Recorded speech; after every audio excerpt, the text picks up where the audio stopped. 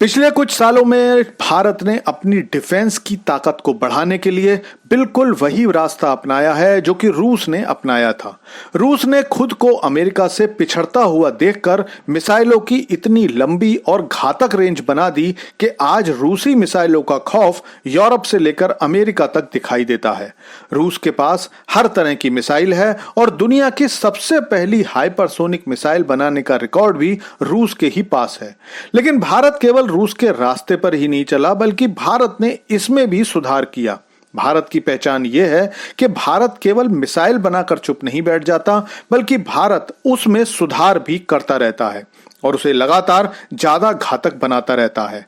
और इसी कड़ी में डीआरडीओ ने अपने सबसे लेटेस्ट मिसाइल ध्वनि के बारे में सबको जानकारी दी है।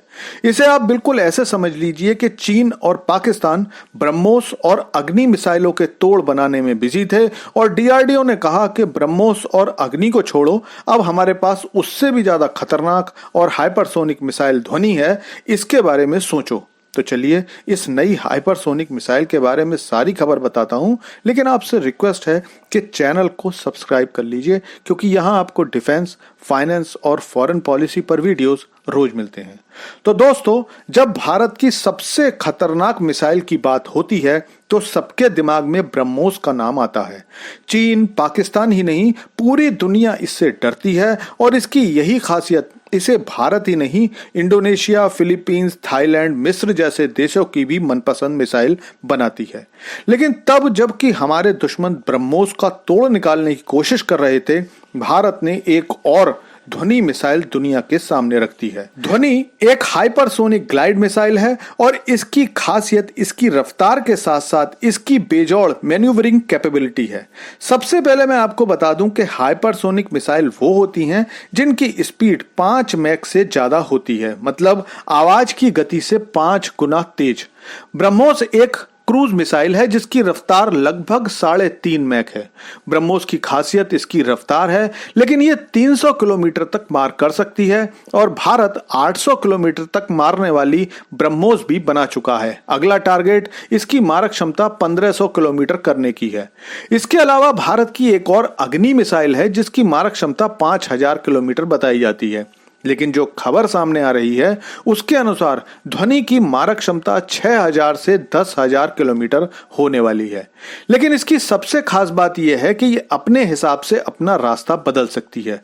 अगर रास्ते में कोई डिफेंस सिस्टम आता है या टारगेट अपनी लोकेशन चेंज करता है तो ध्वनि हाइपरसोनिक ग्लाइड मिसाइल उसे ढूंढ कर भी तबाह कर देगी। डीआरडीओ ने बताया कि इसकी लंबाई 9 मीटर और चौड़ाई 2.5 मीटर है, जो इसकी रफ्तार को बहुत तेज करेगा। साथ ही इसमें डीआरडीओ ने रैमजेट इंजन इस्तेमाल किया है जो वातावरण से ऑक्सीजन लेकर फ्यूल को तेजी से बर्न करता है और मिसाइल की रफ्तार 5 मैक बनी रहती है। डीआरडीओ ने बताया कि ध्वनि प्रोग्राम के तहत वो 3 हाइपरसोनिक मिसाइल बना रहा है।